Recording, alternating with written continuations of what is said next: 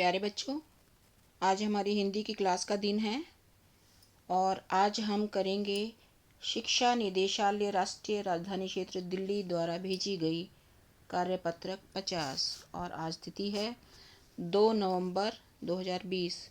बच्चों, ये आपकी पाठ्य पुस्तक क्षितिज की दो बैलों की कथा पाठ से ली गई है। दो बैलों की कथा प्रेमचंद जी की श्रेष्ठ कहानियों में मानी जाती है और इस कहानी के माध्यम से लेखक ने हमारे समाज और पशुओं के भावनात्मक संबंध का वर्णन किया है।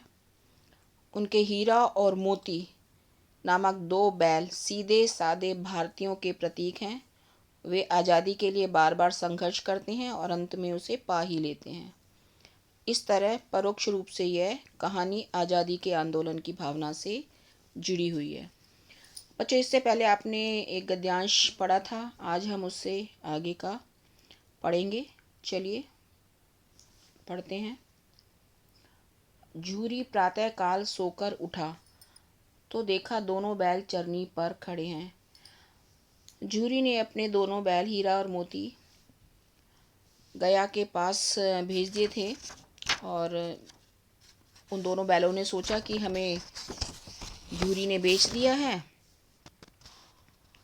और उसके बाद वो गया के यहाँ से अपने आप को छुड़ाकर वापस झूरी के घर आ गए थे। तो जब झूरी सुबह उठा तो उसने देखा कि दोनों बैल चरनी पर खड़े हैं। चरनी जहाँ पर उनका चारा खाने की जगह थी।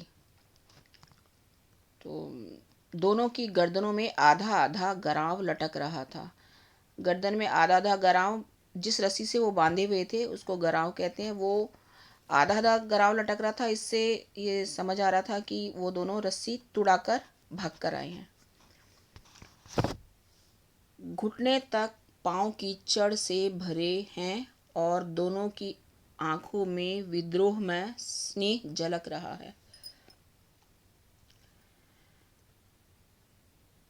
दोनों बैल गया के यहाँ से जब झूरी के पास वापस आए तो उन्हें रास्ते में जगह जगह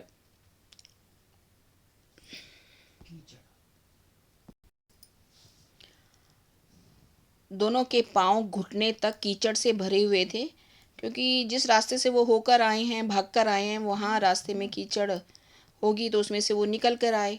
और दोनों की आंखों में विद्रोह में स्नेह झलक रहा था। विद्रोह किससे था? गया से, जिसके घर गए थे।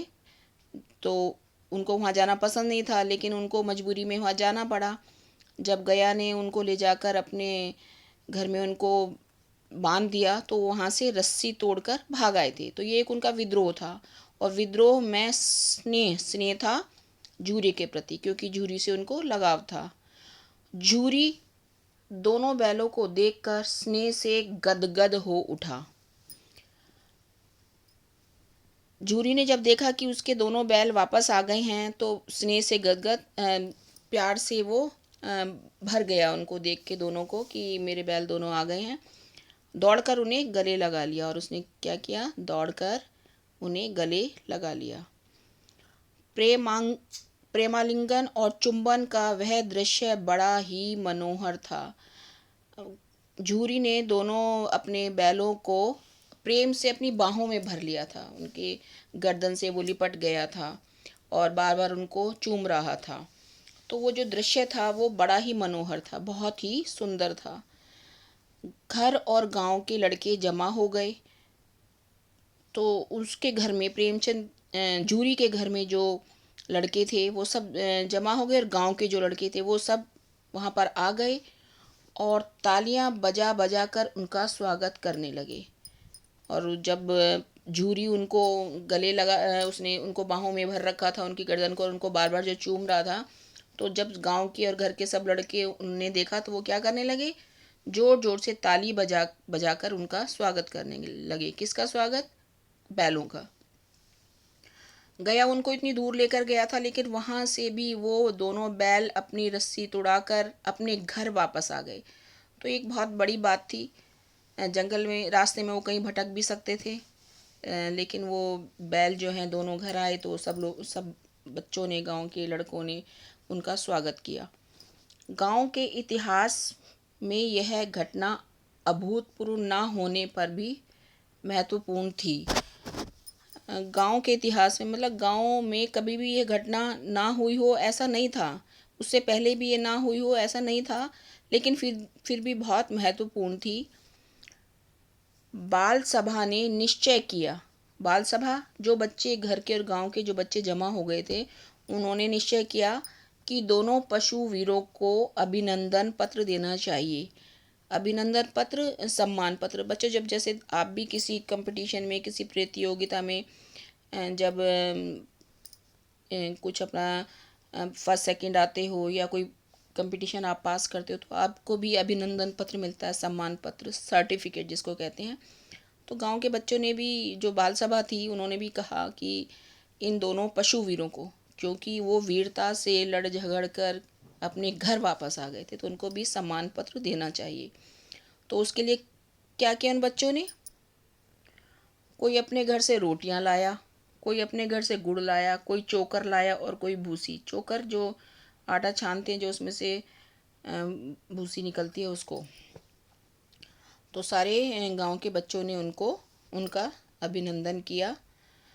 तो देखिए, जो ये जो गद्यांश है, इसमें आपको बैलों की वीरता और उनका जो स्वामी भक्ति है कि वो अपने मालिक के पास वापस आ गए, वो आपको इसमें दिख रही है। इसमें प्रेमचंद जी ने उनकी वीरता के बारे में और स्वामी भक्ति के बारे में बताया है। चलिए अब इससे आगे के हम प्रश्न करते हैं जो इस गद्यांश को पढ़ के हमें जिनके उत्तर देने हैं। तो पहला प्रश्न पूछा है कि प्रस्तुत गद्यांश किस पाठ से लिया गया है और इसके लेखक कौन है। तो लेखक देखिए सामने प्रेमचंद जी हैं, मुंशी प्रेमचंद जी, और हमारे पाठ का नाम है दो बैलों की कथा। तो हमें उत्तर लिखना पड़ेगा कि प्रस्तुत गद्यांश दो बैलों की कथा पाठ से लिया गया है और इसके लेखक मुंशी प्रेमचंद हैं। अब दूसरा प्रश्न, प्रातःकाल सोकर उठने के बाद झूरी ने क्या देखा। तो इसका उत्तर ये होगा कि प्रातःकाल सोकर उठने के बाद झूरी ने देखा कि दोनों बैल चरनी पर खड़े हैं, दोनों की गर्दन में आधा आधा गराव लटक रहा है और उनके पांव घुटने तक कीचड़ से भरे हुए हैं। अब तीसरा प्रश्न है, बैलों की वीरता का अभिनंदन पत्र देने का निश्चय किसने किया। तो बैलों की वीरता का अभिनंदन पत्र देने का निश्चय बाल सभा ने किया। जो गांव के बच्चे जमा हो गए थे उसी को बाल सभा कहा गया है। तो उन सब ने मिलकर ये निश्चय किया था कि इनको अभिनंदन पत्र दिया जाए। प्रश्न 4, किसकी आंखों में विद्रोह में स्नेह झलक रहा था। तो आप यहाँ पर इसका उत्तर है कि दोनों की आंखों में विद्रोह में स्नेह, बैलों की आंखों में विद्रोह में स्नेह झलक रहा था। प्रश्न 5, तालियां बजाकर कौन बैलों का स्वागत करने लगे और क्यों। तो तालियां बजाकर घर और गांव के लड़के ताली बजाकर बैलों का स्वागत करने लगे, उनकी वीरता और स्वामी भक्ति देखकर। ठीक है, तो बच्चों आप ये प्रश्न के उत्तर कीजिए। और एक आपके लिए संदेश, आपको मालूम है कि कोरोना फैल रहा है, तो कोरोना के विरुद्ध लड़ाई में सुरक्षित रहने के लिए हमें मास्क पहनना है। और जब भी आप बाहर जाएं तो मास्क ज़रूर पहनें, बार बार अपने हाथ धोते रहें और लोगों से दूरी बना के रखें। तो ठीक है बच्चों, ये आज की आपकी कार्यपत्रक है, आप इसको करिए। और कार्यपत्रक जब आप अपनी कॉपी में करेंगे तो अपना नाम, अपनी कक्षा अध्यापिका का नाम ज़रूर लिखें। ठीक है।